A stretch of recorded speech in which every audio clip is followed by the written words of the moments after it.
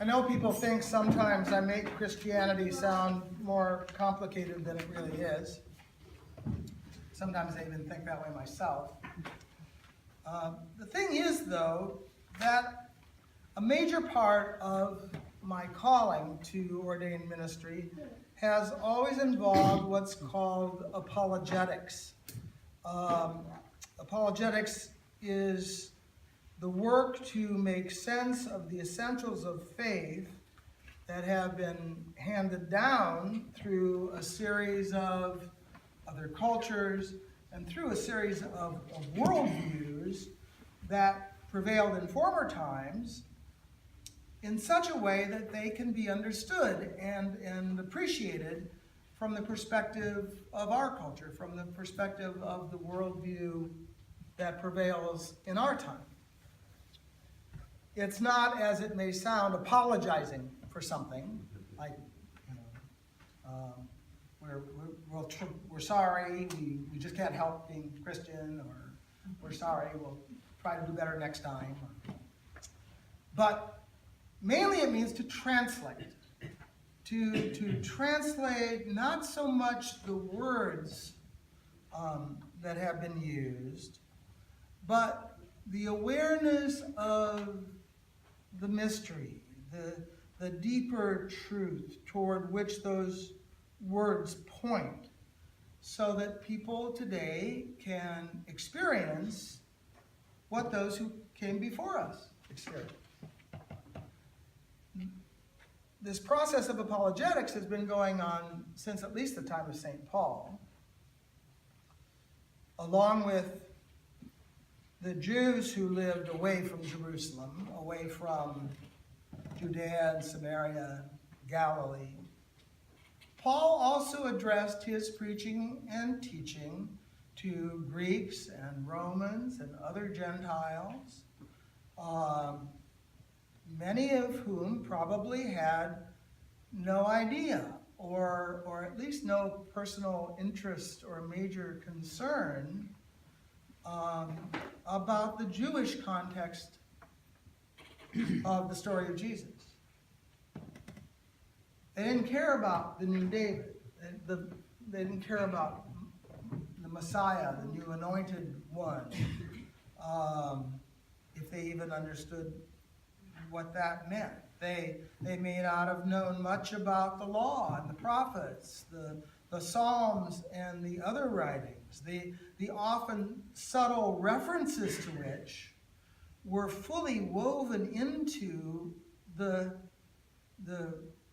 first basic understanding of who Jesus was and why his death mattered, what the reports of his resurrection might have meant. But Paul was able to communicate some of that because he was firmly anchored in traditional Judaism. He says that he was trained as a Pharisee, which was a rigorous discipline within Judaism.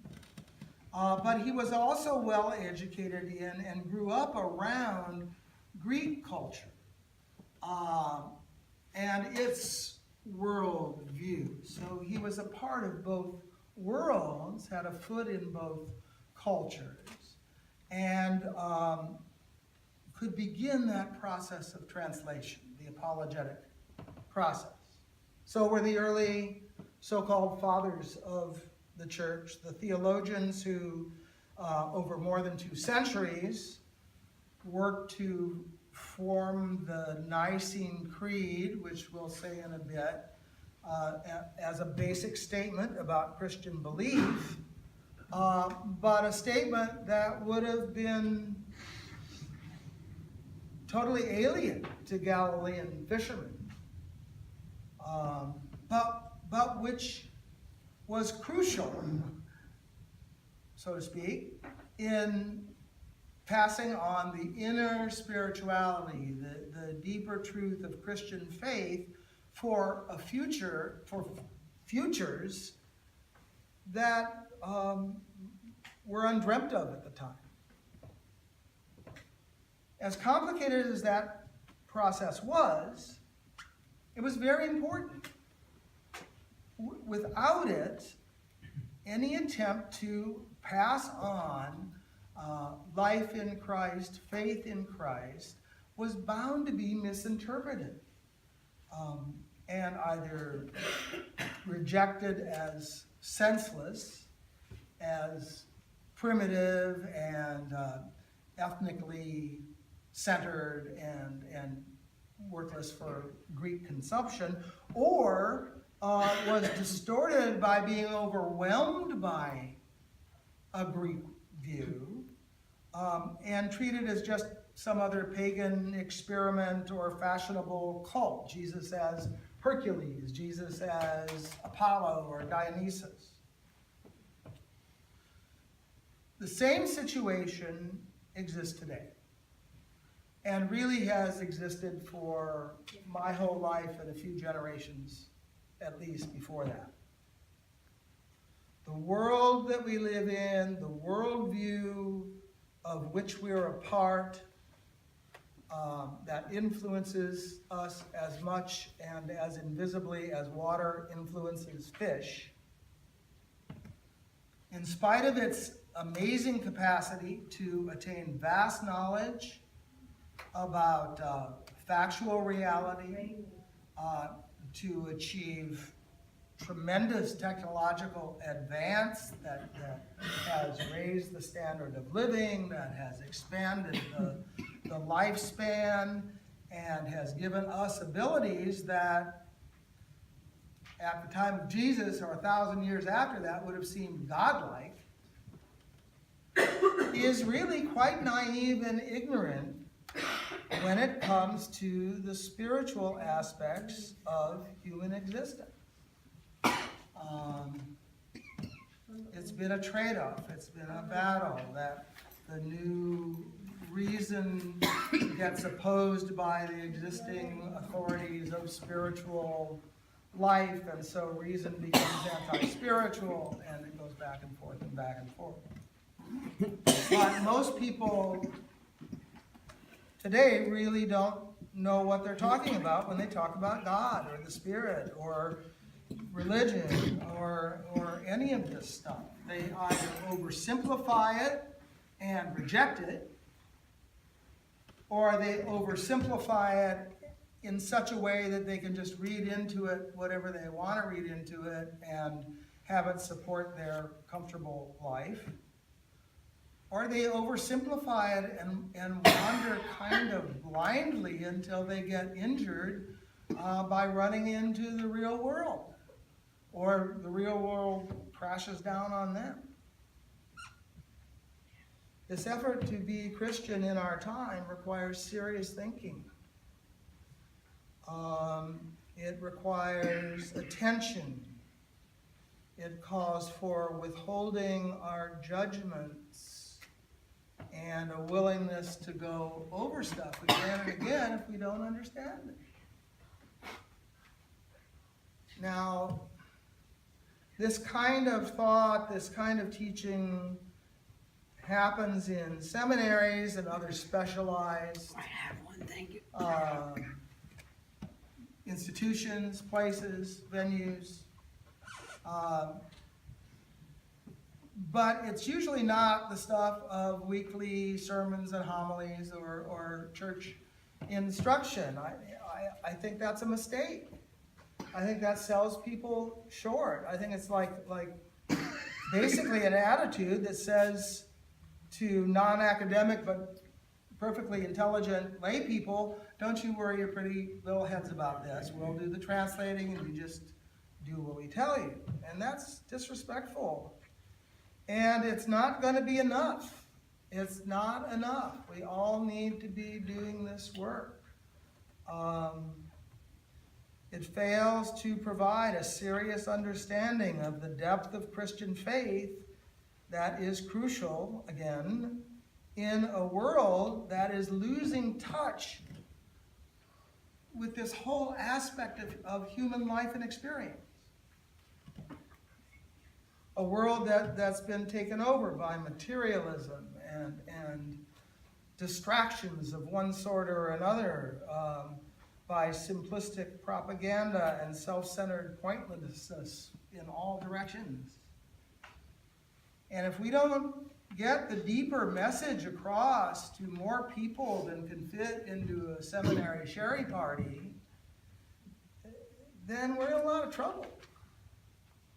Or maybe that's why we're in a lot of trouble already. So bear with me in this process and ask questions if I'm being too obscure and verbose, or if I'm not the right teacher for you, so find somebody who can be, but not somebody who says, don't worry your pretty little head about this. And yet, as a good Anglican, there's always an and yet. There's always another side. None of us really has to worry our pretty little heads about this stuff. Or our big ugly heads, for that matter. Whether Jesus accomplishes salvation through some kind of intra-divine sacrificial transaction, which is one way it's pictured, or he shows forth an eternal reality that is already true, has always been true, but of which we've been ignorant, to which we've been blinded. In either case, there's nothing we really have to do. We're fine.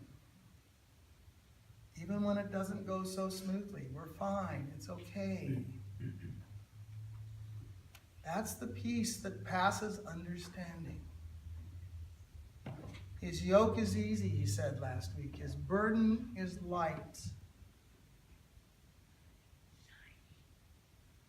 The message of assurance for ourselves, for the world, for the future, means more now, I think, than ever. I was talking with a psychiatric nurse practitioner this last week, and we both agreed that we're noticing a kind of ambient stress all around, all the time. I think a good analogy is Molly, my wife, and I mostly watch this one channel that has European mystery shows with English text translations. And they're in Italian and French and German and Swedish. They're good, but we have to pay a little more for it. But one was, we were trying to watch one, and we kept it kept buffering. It had this little thing going around and said buffering. And then there would be a note that said there's not enough bandwidth. And so, I don't know, I think about this stuff, but I thought maybe what we should try is turning off everything else that was connected to the internet. Which we did. And I know we got to watch the show eventually, but I'm not sure if that's what did it. But what we noticed at that point was the sudden silence.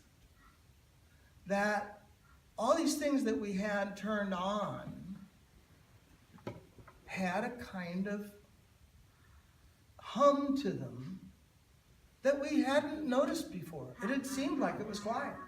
But this was going on all the time. And when we turned it off, this difference was significant. And I think that's how the stress right now is in our world.